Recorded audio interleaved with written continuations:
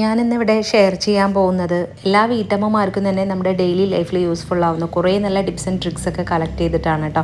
ഒത്തിരി സമയമൊക്കെ നിന്ന് കഷ്ടപ്പെട്ട് ചെയ്യുന്ന ജോലികളൊക്കെ സിമ്പിളായിട്ടുള്ള ടിപ്സൊക്കെ യൂസ് ആക്കി കഴിഞ്ഞാൽ നമുക്കത് പെട്ടെന്നൊക്കെ തന്നെ ചെയ്ത് തീർക്കാനായിട്ട് സാധിക്കും. അങ്ങനെയുള്ള കുറേ നല്ല ടിപ്സാണ് ഇന്നത്തെ വീഡിയോയിൽ ഞാൻ ഉൾപ്പെടുത്തിയിരിക്കുന്നത്.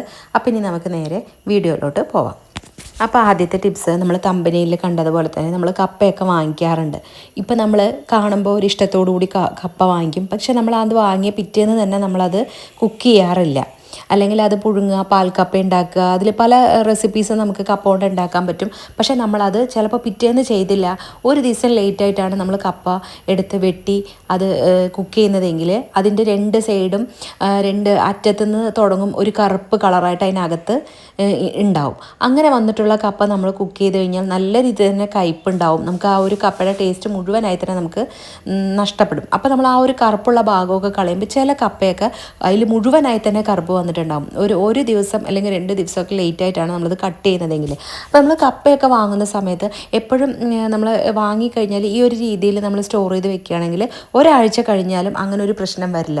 നമ്മൾ കപ്പ വെട്ടി അതിൻ്റെ തോലെല്ലാം തന്നെ കളഞ്ഞ് ഇതുപോലെ വലിയ വലിയ കഷ്ണമായിട്ട് കട്ട് ചെയ്തിരിക്കുകയാണ് ഞാൻ. അപ്പോൾ നിങ്ങൾക്ക് എങ്ങനെയാണോ ഏത് രീതിയിലാണോ കട്ട് ചെയ്യണമെന്ന് വെച്ചാൽ അതുപോലെ കട്ട് ചെയ്തെടുത്താൽ മതിയാവും.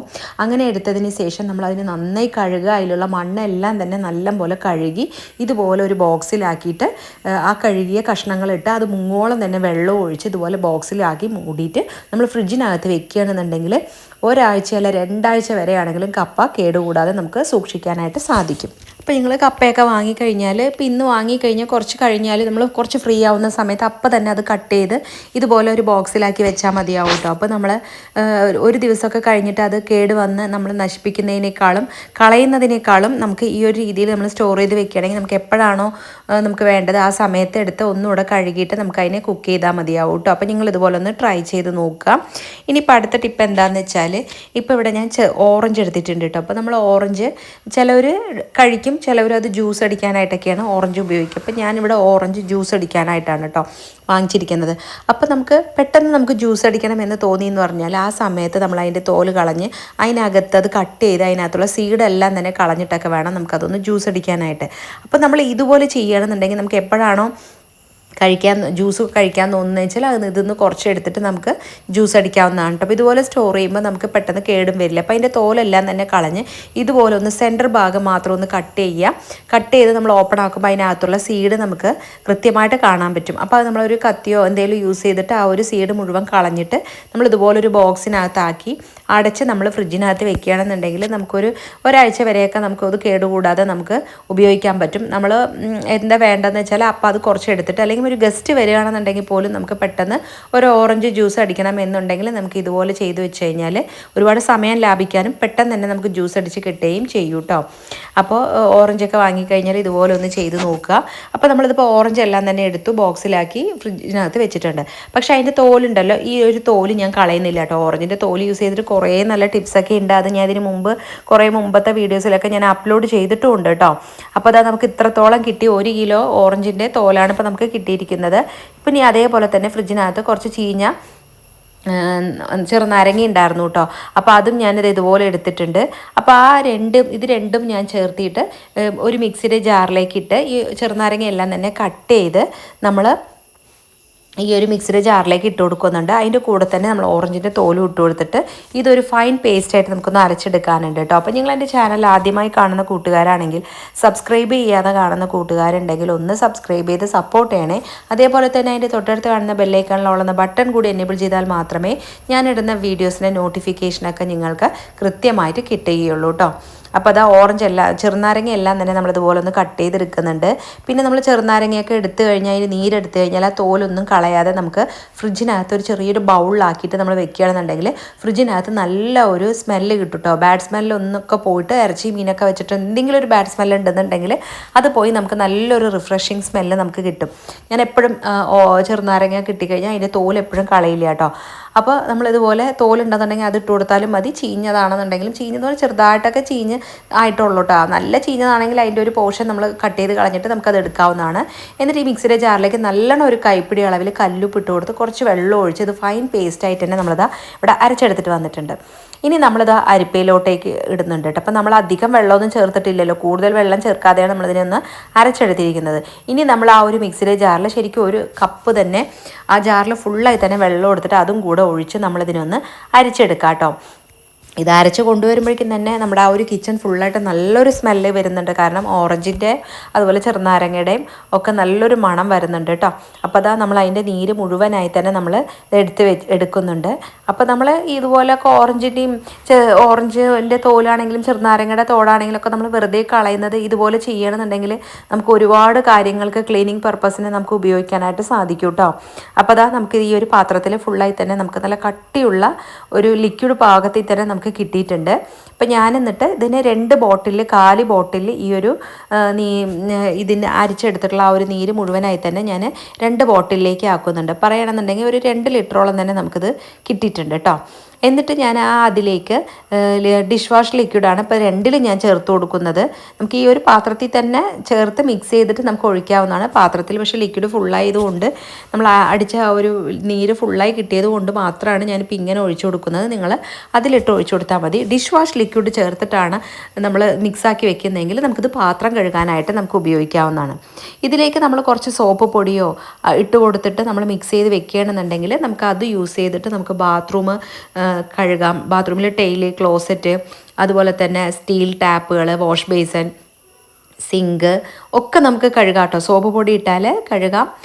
പിന്നെ നമ്മൾ വീടിനകം തുടയ്ക്കുന്ന വെള്ളത്തിൽ നമുക്ക് ഈ ഒരു ഇത് കുറച്ച് ഒഴിച്ചിട്ട് നമ്മൾ തുടയ്ക്കുകയാണെന്നുണ്ടെങ്കിൽ വീട്ടിനകത്ത് നല്ലൊരു മണം കിട്ടുകയും ചെയ്യും. അതുപോലെ നല്ല അടിപൊളിയായി തന്നെ നമ്മുടെ ഫ്ലോർ ക്ലീൻ ആവുകയും ചെയ്യും. അതുപോലെ കൗണ്ടർ ടോപ്പ്, ഡൈനിങ് ടേബിൾ ഒക്കെ നമുക്ക് ഈ ഒരു വെള്ളം യൂസ് ചെയ്തിട്ട് നമുക്ക് തുടയ്ക്കാവുന്നതാണ് കേട്ടോ. തുടച്ച് കഴിഞ്ഞാൽ തന്നെ നല്ലൊരു മണവും കിട്ടും, നല്ല പോലെ തന്നെ ക്ലീൻ ആയിട്ട് തന്നെ നമുക്ക് കിട്ടുകയും ചെയ്യും. ഇപ്പോൾ ഡിഷ് വാഷ് ലിക്വിഡ് മാത്രമാണ് ഞാൻ ഇതിൽ ഒഴിച്ചിരിക്കുന്നത്. ഞാനിപ്പോൾ ഇത് പാത്രം കഴുകാൻ വേണ്ടി മാത്രമാണ് കേട്ടോ ഞാനിതിപ്പോൾ ഉപയോഗിക്കുന്നത്. അപ്പം നിങ്ങൾ ഇതുപോലെയൊക്കെ ചെറുനാരങ്ങയുടെ തോടും അതുപോലെ തന്നെ ഓറഞ്ചിൻ്റെ തോലൊക്കെ ഉണ്ടെന്നുണ്ടെങ്കിൽ കളയാതെ ഇതുപോലൊന്ന് ചെയ്ത് നോക്കുക. ഇത് നമുക്ക് ഒരുപാട് നാൾ ഉപയോഗിക്കാനുള്ള ഒരു ഡിഷ് വാഷ് ലിക്വിഡ് 2 ലിറ്ററിൻ്റെ നമുക്കിവിടെ കിട്ടിയിട്ടുണ്ട് കേട്ടോ. അപ്പം നിങ്ങൾ ഇതുപോലെ ഒന്ന് ട്രൈ ചെയ്യുക. ഇനിയിപ്പോൾ അടുത്തതായിട്ട് ഞാനിതവിടെ ഒരു നോൺ സ്റ്റിക്കിൻ്റെ പാൻ എടുത്തിട്ടുണ്ട്. ഈ ഒരു കാര്യം ചെയ്യാനായിട്ട് നമ്മൾ നോൺ സ്റ്റിക്കിൻ്റെ തന്നെ എടുക്കുന്നതായിരിക്കും ഏറ്റവും നല്ലത്. അതിലേക്ക് നമ്മളിത് ഒരു ബ്രഷ് യൂസ് ചെയ്തിട്ട് ബട്ടർ ജസ്റ്റ് ഒന്ന് ഇങ്ങനെ ഒന്ന് ആക്കി കൊടുക്കുന്നുണ്ട്. അതിനുശേഷം ഞാൻ 2 റോബസ്റ്റ് പഴം എടുക്കുന്നുണ്ട് കേട്ടോ. റോബസ്റ്റ് പഴം ഇപ്പോൾ നമുക്ക് ട്രെൻഡിങ് ആയിട്ടുള്ള ഒരു റോബസ്റ്റ് പഴം യൂസ് ചെയ്തിട്ടുള്ള ഒരു പാൻ കേക്കാണ് ഞാനിവിടെ തയ്യാറാക്കുന്നത്. അപ്പോൾ അതിലിപ്പോൾ ഞാൻ 2 റോബസ്റ്റ് പഴം ഞാൻ അതിലേക്ക് വെച്ച് കൊടുക്കുന്നുണ്ട്. ഇത് നമുക്ക് ഈ ഒരു കേക്ക് ഉണ്ടാക്കാൻ അറിയാത്തവർക്കാണെങ്കിൽ പോലും നമുക്ക് പെട്ടെന്ന് തയ്യാറാക്കി എടുക്കാം. ഇതിനായിട്ട് ഓവണോ ബീറ്ററോ ഒന്നും തന്നെ ആവശ്യമില്ല കേട്ടോ. നമുക്ക് പെട്ടെന്ന് തന്നെ തയ്യാറാക്കാനും സാധിക്കും. ഇനി നമ്മൾ അതിലേക്ക് റൂം ടെമ്പറേച്ചറിലുള്ള 2 കോഴിമുട്ടയും കൂടെ നമ്മളിത് ഇതിലേക്ക് ഒഴിച്ചു കൊടുത്തതിന് ശേഷം പിന്നെ നമ്മുടെ കയ്യിൽ ന്യൂട്ടെല്ല ഉണ്ടെന്നുണ്ടെങ്കിലോ പീനട്ട് ബട്ടറൊക്കെ ഉണ്ടെന്നുണ്ടെങ്കിൽ അതിട്ട് കൊടുക്കാം. അപ്പോൾ എൻ്റെ കയ്യിൽ അതില്ലാത്തത് കൊണ്ട് ഞാൻ ഡാർക്ക് കോമ്പൗണ്ട് നന്നായി ഒന്ന് മെൽറ്റ് ചെയ്തെടുത്തതിനും കൂടെ നമ്മൾ ഒരു 60 ml കപ്പിൽ നമ്മൾ ഒഴിച്ചു കൊടുക്കുന്നുണ്ട്, അളവ് പറയുകയാണെങ്കിൽ. എന്നിട്ട് നമ്മളിത് ഈ ഒരു റോബസ്റ്റ് പഴത്തിന് നന്നായി ഇതുപോലെ ഒന്ന് കൈ കൊണ്ടൊന്ന് സ്മാഷ് യൂസ് ചെയ്തിട്ട് നന്നായി ഒന്ന് ഉടച്ചെടുക്കുന്നുണ്ട് കേട്ടോ. അപ്പോൾ നിങ്ങൾക്ക് വേണമെങ്കിൽ ഒരു ഓപ്ഷൻ ചെയ്യാം. നമ്മൾ ആദ്യം തന്നെ വേറൊരു പാത്രത്തിലേക്ക്, ഈ പാനിലേക്ക് ഇടാതെ വേറൊരു പാത്രത്തിലേക്ക് ഈ ഒരു ചെറുപഴം നന്നായി ഒന്ന് അടിച്ചിട്ട്, മിക്സിയിലിട്ട് അടിക്കണമെങ്കിൽ അങ്ങനെ അടിക്കാം. മിക്സിയിലിട്ട് അടിച്ചാലും കുഴപ്പമില്ല കേട്ടോ. അത് നമ്മൾ ഇങ്ങനെ ഞാൻ വീഡിയോയിൽ കണ്ട പോലെ ചെയ്താണ്. പക്ഷെ നമുക്ക് ഇങ്ങനെ ആക്കുമ്പോൾ കറക്റ്റായിട്ട് ഉടഞ്ഞ് കിട്ടുന്നില്ല. നമ്മൾ ഓൾറെഡി നേരത്തെ ഉടച്ച് അതിലേക്ക് മുട്ടയും ഈ ഒരു ചോക്ലേറ്റൊക്കെ ഇട്ടിട്ട് നന്നായി അടിച്ചെടുത്തതിന് ശേഷം ഒഴിക്കുന്നതായിരിക്കും കുറച്ചുകൂടെ നല്ലത് കേട്ടോ. പിന്നെ നമ്മളിതിലേക്ക് മൈദ ഇട്ട് കൊടുക്കുന്നുണ്ട്. 120 ml കപ്പിൽ മൈദയും അതുപോലെ തന്നെ 1/4 ടീസ്പൂണിലും താഴെയായിട്ട് ബേക്കിംഗ് സോഡയും അതേപോലെ തന്നെ 1/4 ടീസ്പൂണിലും താഴെയായിട്ട് ബേക്കിംഗ് പൗഡറും കൂടെ മിക്സ് ചെയ്തതും കൂടി ഇട്ട് കൊടുക്കുന്നുണ്ട്. പിന്നെ നമ്മൾ പഞ്ചസാര 120 ml താഴെയായിട്ട് നമ്മൾ പഞ്ചസാര എടുത്ത് ഒന്ന് പൊടിച്ചെടുത്തതും കൂടെ ഇതിലേക്ക് ചേർത്ത് കൊടുക്കുക. പിന്നെ കുറച്ച് ബട്ടർ തന്നെ വേണമെന്നില്ല. നിങ്ങൾ ഓയിലാണെങ്കിൽ ഓയിൽ ഒഴിച്ചു കൊടുക്കാം, അല്ലെങ്കിൽ നെയ്യാണെന്നുണ്ടെങ്കിൽ നെയ്യ് ഒഴിച്ചു കൊടുക്കാം കേട്ടോ. വെളിച്ചെണ്ണ മാത്രം ഒഴിച്ചു കൊടുക്കരുത്. അതും കുറച്ച് പാലും കൂടെ ഒഴിച്ചു കൊടുത്തിട്ട്, റൂം ടെമ്പറേച്ചറിലുള്ള പാലും കൂടെ ഒഴിച്ചു കൊടുത്തിട്ട് ഇത് നന്നായി ഒന്ന് മിക്സ് ചെയ്ത് കൊടുക്കുക. നന്നായി ഇതുപോലെ ഒന്ന് മിക്സ് ചെയ്ത് കൊടുത്തതിന് ശേഷം നമ്മളിതിന് കറക്റ്റായിട്ട് ഒന്ന് ലെവൽ ചെയ്ത് കൊടുക്കുക കേട്ടോ. അതിപ്പോൾ ഇങ്ങനെയല്ലേ ഇരിക്കുന്നത്. അപ്പോൾ എല്ലാവിടെയും സ്പാച്ചുല യൂസ് ചെയ്തിട്ട് നന്നായി ഒന്ന് ലെവൽ ചെയ്ത് കൊടുക്കുക. ഇത്രയേ ഉള്ളൂ കേട്ടോ പണി. പിന്നെ നമ്മളത് നന്നായി ലെവൽ ചെയ്ത് കൊടുത്തതിന് ശേഷം പിന്നെ നമ്മൾ ഇതിൻ്റെ മുകളിലേക്ക് നമ്മുടെ കയ്യിൽ ചോക്ലേറ്റ് ഉണ്ടെങ്കിൽ ഇട്ട് കൊടുക്കാം. ഞാൻ ഡാർക്ക് കോമ്പൗണ്ട് തന്നെ ചെറിയ പീസായിട്ട് മുറിച്ചിട്ട് നമ്മൾ ഇട്ട് കൊടുക്കുന്നുണ്ട്. ഇത് നമ്മൾ മിക്സ് ചെയ്യുന്ന സമയത്ത് ഇത് കുറച്ച് കട്ടിയായി തോന്നുന്നുണ്ടെങ്കിൽ മാത്രം നമ്മൾ കുറച്ചുകൂടെ പാലൊഴിച്ച് കൊടുക്കാം. എന്നിട്ട് ഒന്നുകൂടെ മിക്സ് ചെയ്തിട്ട് ലെവൽ ചെയ്ത് ഇത് മൂടി വെക്കാവുന്നതാണ് കേട്ടോ. ഇത്രയേ ഉള്ളൂ. പെട്ടെന്ന് തന്നെ തയ്യാറാക്കാൻ പറ്റും. കുട്ടികൾ സ്കൂളിലൊക്കെ പോയിട്ട് തിരിച്ച് വരുന്ന സമയത്ത് നമ്മൾ ഇതുപോലെ ഒരു പാൻ കേക്ക് ഉണ്ടാക്കുകയാണെങ്കിൽ കഴിക്കാനും നല്ല ടേസ്റ്റാണ്. അതുപോലെ തന്നെ നമുക്ക് ഉണ്ടാക്കാനാണെന്നുണ്ടെങ്കിലും നല്ല ടേസ്റ്റ് ആയിരിക്കും കേട്ടോ. അപ്പോൾ ഇതുപോലെ ഒന്ന് ലെവൽ ചെയ്ത് കൊടുത്ത് അതിൻ്റെ മുകളിലേക്ക് ചോക്കോ ചിപ്സ് ഉണ്ടെന്നുണ്ടെങ്കിൽ അതിട്ട് കൊടുത്താലും മതി. എന്നിട്ട് നമ്മളതൊന്ന് മൂടി വെച്ചിട്ട് ഒരു 20 മിനിറ്റ് സമയം നമ്മളതൊന്ന് low to medium flame, maximum high ആക്കാതെ ഏറ്റവും കുറഞ്ഞ തീയിൽ വെച്ചിട്ട് ഇതിനെ നമ്മളൊന്ന് വേവിച്ചെടുക്കാം. 20 മിനിറ്റ് ഒന്നും വേണ്ട, ഒരു 15 മിനിറ്റ് ആകുമ്പോഴത്തേനും തന്നെ എൻ്റെ ഈ ഒരു പാൻ കേക്ക് റെഡി ആയിട്ടുണ്ട് കേട്ടോ. അപ്പോൾ നമ്മളൊരു 10 മിനിറ്റൊക്കെ കഴിയുന്നതിനനുസരിച്ച് നമ്മളതൊന്ന് ഓപ്പണാക്കി നോക്കണം. നമ്മൾ ഒരുപാട് നല്ലോണം ഒന്നും അല്ലാത്തത് കൊണ്ട് നമ്മൾ സാധാരണ ബേക്ക് ചെയ്യുന്ന പോലെ അല്ലല്ലോ, നമ്മൾ ഡയറക്റ്റായിട്ട് ഗ്യാസ് അടുപ്പിൽ വെച്ചിരിക്കുന്നത് കൊണ്ട് ഇടയ്ക്കൊന്ന് ചെക്ക് ചെയ്ത് നോക്കണം. അപ്പോൾ അത് നമ്മുടെ ഈ ഒരു ഇത് കത്തി യൂസ് ചെയ്ത് ജസ്റ്റ് ഒന്ന് കുത്തി നോക്കിയപ്പോൾ കറക്റ്റായി തന്നെ വെന്ത് വന്നിട്ടുണ്ട്. നമുക്ക് ഫ്ലെയിം ഓഫാക്കി കൊടുക്കാം. ഇത് നന്നായി ഒന്ന് ചൂടാറിയതിന് ശേഷം നമ്മളിതിനെ ഏത് ഷേപ്പിൽ വേണോ അതിനനുസരിച്ച് കട്ട് ചെയ്യാം. എന്നിട്ട് നമ്മൾ ചോക്ലേറ്റ് കുറച്ചുകൂടെ മെൽറ്റ് ചെയ്ത് വെച്ചിട്ട് ആ മെൽറ്റ് ചെയ്ത ചോക്ലേറ്റ് നമ്മളതിലേക്ക് ഒഴിച്ചിട്ട് നമ്മൾ കഴിക്കാവുന്നതാണ് കേട്ടോ. നല്ല അടിപൊളി ടേസ്റ്റാണ്.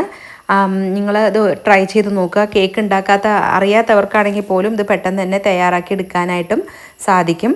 അപ്പോൾ ഇന്നത്തെ വീഡിയോസ് നിങ്ങൾക്ക് യൂസ്ഫുള്ളായി തോന്നിയിട്ടുണ്ടെന്നുണ്ടെങ്കിൽ വീഡിയോയ്ക്ക് ലൈക്ക് ചെയ്യുക, ഷെയർ ചെയ്യുക, നിങ്ങളുടെ ഫ്രണ്ട്സ് ആൻഡ് റിലേറ്റീവ്സിനൊക്കെ ഒന്ന് ഷെയർ ചെയ്യുക. അതുപോലെ തന്നെ വീഡിയോയ്ക്ക് നല്ല നല്ല കമൻറ്റ് ഇടുക കേട്ടോ. നല്ല നല്ല കമൻറ്റ് വായിക്കുമ്പോഴാണ് എനിക്ക് ഇനിയും വീഡിയോ ഇടാനുള്ള നല്ലൊരു പ്രചോദനം കൂടിയാവുന്നത്. ഇനി ഇതേപോലെ തന്നെ അടുത്ത നല്ലൊരു വീഡിയോയിൽ കാണുന്നത് വരേക്കും ബൈ.